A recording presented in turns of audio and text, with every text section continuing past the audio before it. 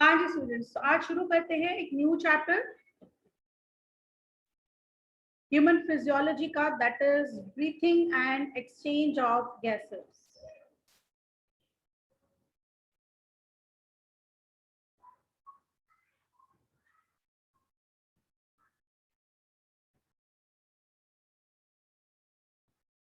सबसे पहले थोड़ा सा हम डिस्कस करेंगे कि ब्रीथिंग क्या होती है। ठीक है, कुछ टर्म्स हैं ऐसी जो ब्रीथिंग से रिलेटेड है। दैट इज, एक वर्ड आता है ब्रीथिंग, एक आपने सुना होगा वेंटिलेशन, एक आपने सुना होगा रेस्पिरेशन। ऑल आर डिफरेंट, तीनों के अलग अलग मीनिंग है। अगर हम अपनी बॉडी के अंदर ब्रीथिंग की बात करते हैं, breathing and exchange of gases की बात करते हैं, तो बेसिकली ये 3 स्टेप में होता है। फर्स्ट स्टेप क्या होता है? It is pulmonary ventilation. Ventilation क्या होता है? किसी भी चीज का आना जाना, जैसे हमारे घर में छोटे छोटे विंडोज होती हैं, या हम रूम में एक से ज्यादा डोर रखते हैं, उसका मतलब क्या होता है? हम कहते हैं कि वेंटिलेशन होगा, यानी कि हवा का आना जाना बना रहेगा। तो पहला स्टेप जो ब्रीथिंग में होता है, दैट इज हवा का, यानी कि गैसेस का आना जाना बना रहना, जिसे हम क्या बोलते हैं? वेंटिलेशन। लेकिन अब ये जो गैसेस का आना जाना है, दिस इज पल्मोनरी। जैसे हमने हेपर पढ़ा था लिवर के लिए, गैस्ट्रिक पढ़ा था रिलेटेड टू स्टमक, ऐसे ही पल्मोनरी का क्या मतलब है? Pulmonary means related to lungs. तो लंग्स से रिलेटेड जो भी बात होगी उसके लिए क्या वर्ड यूज किया जाएगा? That is pulmonary. तो पल्मोनरी वेंटिलेशन, यानी कि लंग्स के अंदर या बाहर गैसेस का इन या आउट होना, आना जाना, दैट इज पल्मोनरी वेंटिलेशन। और इन्हीं स्टेप्स के हिसाब से ही हम इस पूरे चैप्टर को पढ़ेंगे। पहला स्टेप ये हो गया पल्मोनरी वेंटिलेशन। दूसरा होता है हमारी ब्रीथिंग, एनवायरमेंट से एक्सचेंज, और दूसरा होता है लंग्स के अंदर जो है एक्सचेंज होता है गैसेस का। अलग अलग ट्यूब्स जो हैं वो फाइनली सारी जो है गैसेस को कहाँ पहुंचा देती हैं? In the alveoli of the lungs. ये हम स्ट्रक्चर पढ़ेंगे, एल्वोलाई उसमें बताऊंगी। और थर्ड स्टेप होता है दैट इज रेस्पिरेशन। रेस्पिरेशन का मतलब क्या है? जो भी हमने गैसेस अंदर ली हैं और हमारी बॉडी के अंदर जो वेस्ट गैसेस बनी है, उन सब का एक्सचेंज होना, मतलब लंग्स के एल्वोलाई से लेकर बॉडी के हर एक सेल तक ऑक्सीजन का पहुंचना और कार्बन डाइऑक्साइड का सेल से एल्वोलाई तक आना। इस पूरे प्रोसेस को एक बार पहले हम शॉर्ट में समझते हैं कि एक्चुअल में रेस्पिरेशन में होता क्या है। तो अगर हम रेस्पिरेशन की बात करें तो क्या हुआ कि हमने ऑक्सीजन जो है वो इन करी, यानी कि हमने इंस्पिरेशन करी, सांस अंदर लिया। ये ऑक्सीजन कहाँ जाएगी? हमारे लंग्स के अंदर। लंग्स जो है ना, हमारी पूरी लंग्स जो है वो छोटे छोटे इस तरह से बैलून लाइक स्ट्रक्चर से बनी हुई होती है, और इन बैलून लाइक स्ट्रक्चर को हम क्या बोलते हैं? एल्वोलाई। तो लंग्स से ये ऑक्सीजन कहाँ जाएगी? एल्वोलाई के अंदर। एक एल्वोलाई अगर मैं आपको दिखाऊं तो ऐसा बैलून जैसा ये दिखता है एल्वोलाई, और इसके ऊपर एक बहुत बड़ा जाल होता है कैपिलरीज का। कैपिलरीज मतलब बहुत ही पतली पतली छोटी छोटी ब्लड वेसल्स। ठीक है, इसके ऊपर इस तरह से जाल है, किसका? कैपिलरीज का। ये रहा एल्वोलाई। इसका मतलब अब जो भी ऑक्सीजन थी जो कि इधर एल्वोलाई के अंदर थी ऑक्सीजन, वो सारी कहाँ पहुंचेगी? इन कैपिलरीज के अंदर। अगर मैं आपको एक कैपिलरी दिखाऊं इस तरह से, ऐसी कई कैपिलरीज जो है पड़ेंगी। आप एक बार मेरी तरफ देखिए। सपोज ये जो मुट्ठी है ये एल्वोलाई है, और ये जो सारी फिंगर्स हैं ये कैपिलरीज है। तो एल्वोलाई के ऊपर कैपिलरीज जो है वो इस तरह से ऐसे उनको जाल बनाकर उसके ऊपर जो है ऐसे बिछी हुई है। तो एल्वोलाई के अंदर जो भी हमने इन करके पहुंचाई थी ऑक्सीजन, वो सारी ऑक्सीजन जो है वो कहां पर ट्रांसफर हो जाएगी, इनटू द कैपिलरीज या ब्लड वेसल्स, यानी कि ब्लड के अंदर ऑक्सीजन आ गई। अब ये ऑक्सीजन इन कैपिलरीज के थ्रू कहां जाएगी, ये जाएगी बॉडी के हर एक सेल तक, ये सेल तक चली गई ऑक्सीजन। ठीक है, अभी पिछले चैप्टर में हमने क्या किया था, पिछले चैप्टर में भी हमने यही किया था कि हमने ब्लड के थ्रू जितने भी न्यूट्रिएंट्स थे, जैसे कि glucose, C6H12O6, amino acids, fatty acids और ग्लिसरॉल, ये सारी चीजों को भी हमने कहाँ पहुंचा दिया था, सेल के अंदर। तो सेल के अंदर ये ग्लूकोज भी है और अब हमने ऑक्सीजन भी डाल रहे हैं। इस चैप्टर में हमने सेल को ऑक्सीजन भी पहुंचा दी है। तो अब क्या होगा, C6H12O6 जो कि ग्लूकोज है, in the presence of oxygen ये टूट जाएगा। टूटकर ये क्या बनाएगा, कार्बन डाइऑक्साइड, वाटर और बहुत सारी एनर्जी। ये जो प्रोसेस हो रहा है ना ग्लूकोज के टूटने का into carbon dioxide, water and energy, इस प्रोसेस को हम बोलते हैं रेस्पिरेशन। जो आप सांस अंदर बाहर करते हैं वो क्या है, पल्मोनरी वेंटिलेशन। ब्रीथिंग क्या है, जो अब आपने ऑक्सीजन नोज से लेकर लंग्स तक पहुंचा दी, लंग्स के एल्वोलाई तक पहुंच गई, एल्वोलाई से ब्लड तक पहुंच गई, वो क्या है, ब्रीथिंग।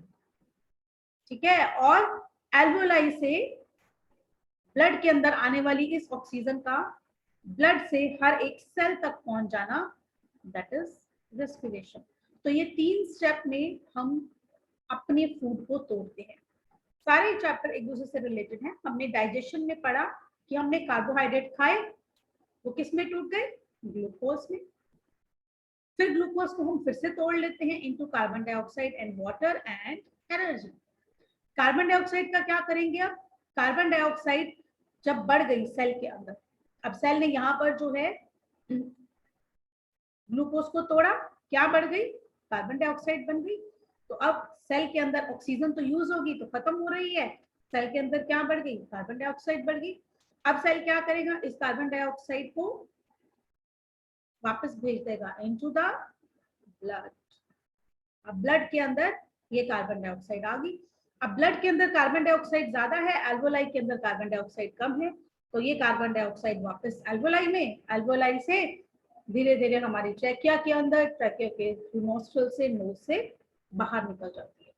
एक बेसिक सरफेस आइडिया मैंने आपको दिया है कि एक्चुअल में ब्रीथिंग, रेस्पिरेशन और पल्मोनरी वेंटिलेशन क्या होते हैं। अब ये प्रोसेसेस कैसे होंगे, इसमें क्या क्या फिजिकल और क्या क्या केमिकल रिएक्शंस इन्वॉल्व होंगे, ये हम डिटेल में पढ़ेंगे। बेटा इतना समझ आ गया सबको अच्छे से, जो मैंने एक समरी बताई है ये समझ आ गया है कि ब्रीथिंग में एक्चुअली होता क्या है। Yes ma'am. तो नूर, जसकरण, कंचन, प्रियंका, रिया, संयम। Yes ma'am. Yes ma'am. अब हम शुरू करते हैं सबसे पहले रेस्पिरेशन से। अच्छा, इससे पहले चलो एक क्वेश्चन मैं हमेशा पूछती हूँ सबसे, व्हाई डू वी ब्रीथ, हम सांस क्यों लेते हैं,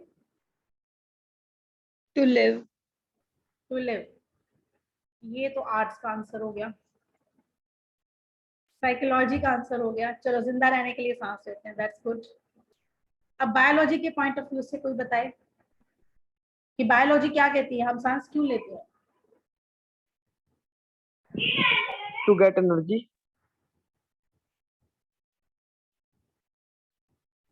चलो, to get energy, yes ma'am. अगर ऑक्सीजन आएगी फिर ही वो एटीपी में कन्वर्ट होगा ग्लूकोज। इतनी लंबी नहीं सोचती हमारी बॉडी, तुम ज्यादा लंबा सोच रहे हो। ठीक है, व्हाई डू वी ब्रीथ, इसका आंसर बहुत ही अजीब है। हम ब्रीथिंग क्यों करते हैं, हमारी बॉडी के अंदर बढ़ी हुई कार्बन डाइऑक्साइड को आउट करने के लिए। कभी भी हमारी ब्रीथिंग ऑक्सीजन को अंदर लेने के लिए नहीं होती कि वो ऑक्सीजन अंदर जाएगी जी, फिर मेरे लंग्स में जाएगी जी, फिर मेरे एल्वोलाई में जाएगी जी, एल्वोलाई से मैं ब्लड में डाल दूंगा, ब्लड से सेल में पहुंचाऊंगा और लो जी एनर्जी आ गई, अब मैं जिम जाऊंगा, है ना, पूरी एनर्जी को यूटिलाइज करने, या मैं जॉगिंग करने जाऊंगा। बॉडी इतना नहीं सोचती है। ठीक है, बॉडी क्या सोचती है, बॉडी वो चीज के बारे में सोचती है जिससे उसको नुकसान हो रहा है। नुकसान कैसे हो रहा है, कार्बन डाइऑक्साइड से। फायदे के बारे में नहीं वो सोचती कि ऑक्सीजन आएगी तो हम ये सब करेंगे, उसको नुकसान से ज्यादा टेंशन है कि कार्बन डाइऑक्साइड नुकसान करेगी मुझे, मुझे उसको बाहर निकालना है। इसीलिए ब्रीथिंग जो है दो प्रोसेसेस में होती है, इंस्पायरेशन यानी कि इन करना और एक्सपायरेशन यानी कि आउट करना, ब्रीथ आउट, सांस बाहर छोड़ना। तो जो एक्सपायरेशन है it is a passive process. Passive मतलब इसमें कोई भी एनर्जी नहीं लगती है, कोई एटीपी नहीं खर्च करना पड़ता हमें, अपने आप ही हो जाती है, तुम्हें पता ही नहीं, अपने आप ही ये चल ही रहा है। इसमें कोई बॉडी में एनर्जी नहीं भी है तो भी वो सारी कार्बन डाइऑक्साइड को बाहर निकालने की पूरी एंड तक कोशिश करेगी कि इसको निकाल दो ताकि मुझे आराम मिले। ठीक है, तो it is a passive process, means इसके अंदर कोई भी एनर्जी इन्वॉल्व नहीं है। लेकिन इंस्पिरेशन, बड़ी हैरानी की बात है, it is an active process.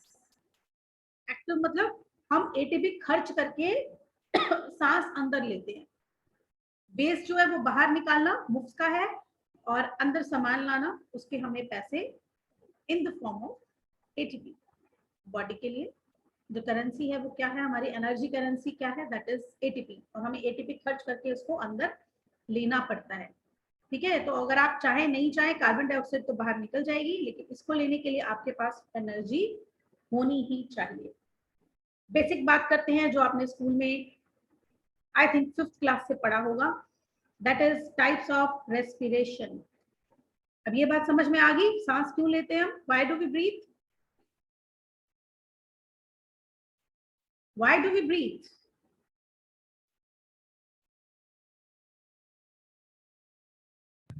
Ma'am oxygen carbon dioxide को आउट करने के लिए, कार्बन डाइऑक्साइड को बाहर निकालने के लिए। ये सबने पढ़ा होगा स्कूल में, एरोबिक एंड एनारोबिक रेस्पिरेशन। जल्दी से इसको निपटाते हैं। एरोबिक रेस्पिरेशन मींस ऑक्सीजन की प्रेजेंस में रेस्पिरेशन, और एनारोबिक मींस ऑक्सीजन की एब्सेंस में रेस्पिरेशन।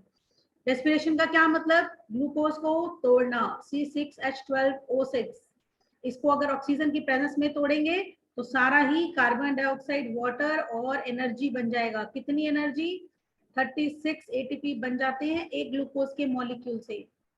वहीं अगर एनारोबिक, ग्लूकोज है हमारे पास, इसको हम बिना ऑक्सीजन के भी तोड़ सकते हैं, बिना ऑक्सीजन के तोड़ेंगे तो इससे क्या बनेगा, अल्कोहल, और साथ में एनर्जी भी रिलीज होगी बहुत कम, कितनी, ओनली 2 एटीपी। कितना फर्क है देखो, 2 एटीपी और कहाँ 36 एटीपी। यानी कि अगर हम ऑक्सीजन इन नहीं कर रहे होते, एटीपी खर्च करके ऑक्सीजन को अंदर नहीं लेते, तो हमारे अंदर एटीपी और कम हो जाते, क्योंकि हमें बिना ऑक्सीजन के इसको करना पड़ेगा। और हम करते भी हैं बिना ऑक्सीजन के भी, हम ग्लूकोज को चलाते हैं। आगे के जो चैप्टर आएगा उसमें मैं आपको बता दूंगी। तो बेसिकली रेस्पिरेशन को हम एक और तरीके से भी क्लासिफाई कर सकते हैं, दैट इज एक्सटर्नल रेस्पिरेशन और इंटरनल रेस्पिरेशन। एक्सटर्नल रेस्पिरेशन में क्या आता है, सिर्फ गैसेस का एक्सचेंज, यानी कि एनवायरमेंट और लंग्स के बीच में, लंग्स के एल्वोलाई के बीच में गैसेस का एक्सचेंज। इंटरनल रेस्पिरेशन क्या है, एल्वोलाई से ब्लड के अंदर जो है गैसेस का जाना और ब्लड से सेल के अंदर जाना, दैट इज इंटरनल रेस्पिरेशन। ठीक है, अब करते हैं हम आगे के टॉपिक जो कम आपने पहले पढ़े होंगे, that is features of respiratory surface.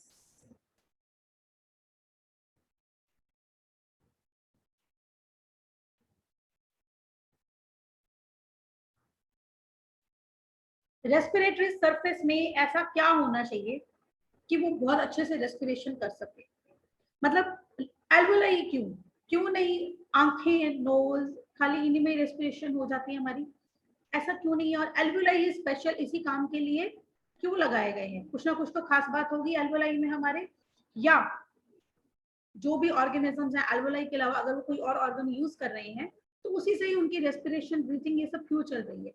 तो उसके लिए कुछ स्पेशल फीचर्स हैं इसके। क्या फीचर्स हैं, कोई भी रेस्पिरेटरी सरफेस जो होगी it should always be kept moist, इसको हमेशा मॉइस्ट रहना होगा, गीला रहना होगा। गीला रहने से क्या होगा, जो गैसेस हैं अगर वो ड्राई सरफेस से एंटर करती हैं तो उनकी डिफ्यूजन यानी कि अंदर या बाहर आने की जो कैपेसिटी है वो लो हो जाती है। लेकिन अगर इस सरफेस को मॉइस्ट कर दिया जाएगा, गीला कर दिया जाएगा, तो डिफ्यूजन का रेट जो है वो भी बढ़ जाएगा। तो जो भी रेस्पिरेटरी सरफेस है वो मॉइस्ट होती है। जैसे आप देखो अपना नोज, नोज से सबसे पहले गैसेस अंदर जानी है, तो नोज में हमने पढ़ा है कि ग्लैंड्स होते हैं। नोज के अंदर जो है एक नेचुरल ऑयलिंग होती है, वो किस लिए होती है कि बाहर से जो भी ड्राई एयर आ रही है उसको मॉइस्चर मिले और वो जल्दी से बॉडी के अंदर एंटर कर जाए। तो पहला फीचर क्या है, ऐसा ही एल्वेलाई में भी होता है, पूरा रेस्पिरेटरी ट्रैक्ट हमेशा ही मॉइस्ट बना रहता है ताकि गैसेस का एक्सचेंज जल्दी से हो सके। और दूसरा सबसे important part, it should have large surface area. Surface area जो है वो बहुत ही बड़ा होना चाहिए। अब इससे कैसे फर्क पड़ता है, जैसे हमने बिल्लाई के केस में पढ़ा था, अगर कोई सरफेस एरिया इस तरह से जिगजैग है और दूसरा जो सरफेस एरिया है वो ऐसा है, तो कोई भी चीज जो है वो लंबा रास्ता कहाँ से ट्रैवल करेगी, इस तरह से। तो हमने पढ़ा था, इसीलिए हमारे इंटेस्टाइन में बिल्लाई है, ये हम ऑलरेडी डाइजेशन में पढ़ चुके हैं, है ना। तो यहाँ रेस्पिरेशन की अगर हम बात करें तो जितना ज्यादा सरफेस एरिया उतना ज्यादा गैसियस एक्सचेंज, जितना कम सरफेस एरिया उतना कम गैसियस एक्सचेंज। इसीलिए हमारी जो लंग्स हैं, क्योंकि हमने बेसिक तो ह्यूमन ब्रीथिंग के बारे में ही पढ़ना है ना, तो हमारी जो लंग्स हैं वो एक सिंगल ऐसे एक कंपार्टमेंट ना होकर छोटे छोटे इस तरह के कई एल्वोलाई में डिवाइडेड है। छोटे छोटे बैलून लाइक स्ट्रक्चर्स होते हैं उसके अंदर, जिन्हें हम क्या बोलते हैं, एल्वोलाई। तो ये एल्वोलाई क्यों है, ताकि लंग्स का सरफेस एरिया बढ़ जाए, जितना ज्यादा सरफेस एरिया उतना ज्यादा गैसियस एक्सचेंज। तीसरा जो है इंपॉर्टेंट फीचर रेस्पिरेटरी सरफेस का, वो क्या है, इट शुड बी वैस्कुलर। देखो वैस्कुलर मैंने आपको लास्ट चैप्टर में भी बताया था, वैस्कुलर का मतलब क्या है, जिसके अंदर क्या हो, वेसल्स। बेसिकली हमारी बॉडी के अंदर कौन सी वेसल्स होती हैं, ब्लड वेसल्स। तो जहां पर ब्लड वेसल्स है वो जगह क्या हो गई, वैस्कुलर। ठीक है, मतलब जिस जगह पर ब्लड सप्लाई हो। अच्छा, ऐसी कौन कौन सी जगह होती है हमारी बॉडी के अंदर जहाँ पे ब्लड सप्लाई नहीं होती,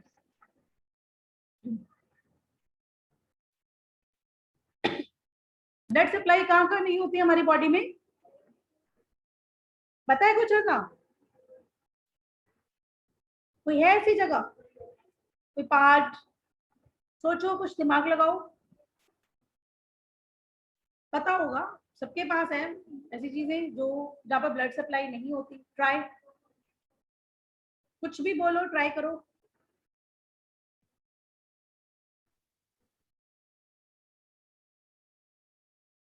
हाँ जी, गुरनूर, जसकरण,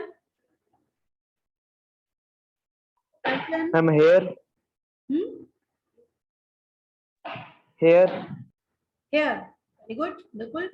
बाल कटते हैं, दर्द होता है, नहीं होता ना, तो जहां पर दर्द नहीं होगा खून निकलता है, बाल कटते हैं तो खून निकलता है, नो मैम, नहीं निकलता, इसका मतलब वहां पे ब्लड है ही नहीं। और कैसा काटते हैं, नेल्स, Nails. नेल्स। ठीक है, तो इसका मतलब वो क्या है, दीज आर ए वैस्कुलर। ए का मतलब नो, यहाँ पर वैस्कुलैरिटी नहीं है, यानी कि ब्लड नहीं है। एक और चीज है, एक और चीज है which is avascular। किसी के दादा दादी नाना नानी का आईज का ऑपरेशन हुआ है, कैटरैक्ट का, नए लेंस डाले हो, ऐसी बातें सुनी है कभी आपने, Yes, ma'am. सुना है ऐसा, मोतिया हो गया, नए, Yes, ma'am. या लोग कहते हैं आंखें बनवाई, इस तरह से कॉमन लैंग्वेज में ऐसा कहा जाता है। यस मैम, आंखें बनवाई। हाँ, आंखें Yes, बनवाई ma'am. कहते हैं ना, तो उसमें क्या होता है, लेंस चेंज होते हैं, इस एरिया में भी ब्लड सप्लाई नहीं होती, क्लीनिंग नहीं होती। तो आईज भी नियरली एवास्कुलर ही हैं। आइस का कुछ एक पार्ट है जिसमें वेसल्स नहीं होती हैं, ब्लड वेसल्स नहीं होती, तो ये वो पार्ट्स है, दे आर नॉट वैस्कुलर। लेकिन हमारी जो सप्लाई जहां से होनी है हमें ऑक्सीजन की, जो हमारा रेस्पिरेटरी सरफेस है उसका वैस्कुलर होना बहुत जरूरी है, क्योंकि जो भी गैस हम अंदर लेकर आएंगे वो फाइनली हमने कहाँ पे भेजनी है, ब्लड के अंदर। और ब्लड किसके अंदर ट्रैवल करता है, ब्लड वेसल के अंदर। तो अगर ब्लड वेसल ही नहीं होगी तो पूरे शरीर तक उस गैस को कैसे पहुंचाया जाएगा, ठीक है। और फोर्थ फीचर रेस्पिरेटरी सरफेस का, it should be very thin. Thin कितनी, 1 मिलीमीटर थिकनेस से भी कम जो है थिकनेस होनी चाहिए, इतनी पतली होनी चाहिए रेस्पिरेटरी सरफेस कि आसानी से गैसेस जो हैं वो अंदर से बाहर और बाहर से अंदर आ सके। सपोज ये सरफेस जो है पतली ना होकर इस तरह से मोटी हो, फिर क्या होगा, गैसेस का अंदर आना और बाहर जाना मुश्किल हो जाएगा। सिंपल है कि अगर आप 2 रूम्स हैं, दोनों रूम्स के बीच में आप लकड़ी की कोई पार्टीशन कर देते हैं, ठीक है, और अपने रूम में आप रूम फ्रेशनर स्प्रे करेंगे या डीओ स्प्रे करेंगे, ठीक है। तो एक कोने में खड़े होकर आप रूम फ्रेशनर को स्प्रे कर रहे हो, पूरे इस रूम में वो रूम फ्रेशनर फैल जाएगा कि नहीं, क्यों, क्योंकि ट्रैवल करने के लिए कोई बैरियर ही नहीं है, कोई बीच में कुछ है ही नहीं है जो उसको रोके। लेकिन अगर आपने वुडन पार्टीशन कर दी बीच में, तो उसमें से ट्रैवल करके जाना, उस वुडन पार्टीशन में से निकलना उसको मुश्किल होगा। तो ऐसे ही कोई बैरियर, कोई पार्टीशन नहीं होनी चाहिए, है होती है लेकिन बहुत ही पतली, लेस देन 1 मिलीमीटर इन थिकनेस। इतनी पतली अगर होगी तो ही आसानी से निकला जाएगा। इसका मतलब अगर हम एल्वेओलाई की बात करते हैं तो एल्वेओलाई की जो ये वॉल है ये होती है बहुत ही पतली, इस तरह से, ताकि इसमें से गैसेस, कार्बन डाइऑक्साइड इसके अंदर आ जाए और ऑक्सीजन आसानी से निकलकर ये ब्लड वेसल में से ट्रैवल कर सके। तो ये 4 बेसिक फीचर्स होते हैं किसी भी रेस्पिरेटरी सरफेस के, चाहे वो लंग्स हैं हमारी, यानी कि लंग्स के एल्वेओलाई हैं, चाहे वो गिल्स हैं, सुना है ना गिल्स भी होते हैं फिशेस के अंदर। तो ये सारे जितने भी ऑर्गन्स हैं, जैसे फ्रॉग है, अर्थवॉर्म है, ये सब क्या है, स्किन के थ्रू ही रेस्पिरेशन कर लेते हैं। आगे हम ये पढ़ते हैं टाइप्स ऑफ रेस्पिरेशन, क्या क्या ऑर्गन्स हम यूज कर सकते हैं अपनी रेस्पिरेशन में। तो सबके अंदर ये चारों चीजें जो है वो फॉलो होंगी, यानी कि रेस्पिरेटरी सरफेस जो है वो हमेशा मॉइस्ट रहनी चाहिए, उसका सरफेस एरिया ज्यादा होना चाहिए, वो वास्कुलर होनी चाहिए, और उसके जो सरफेस है वो बहुत ही पतली होनी चाहिए, थिन होनी चाहिए, ठीक है। तो इस तरह से होती है डिफ्यूजन ऑफ गैसेस। गैसेस का डिफ्यूज होना मतलब गैसेस का ट्रांसपोर्ट होना, जिसके लिए ये 4 कंडीशंस हमें जरूरी हैं, और हम गैसेस को ये इस तरह से एक्सचेंज जो है वो करते हैं। अब कोई भी गैस जो है वो एक जगह से दूसरी जगह पर क्यों जाएगी, जस्ट अ मिनट बेटा, होल्ड ऑन।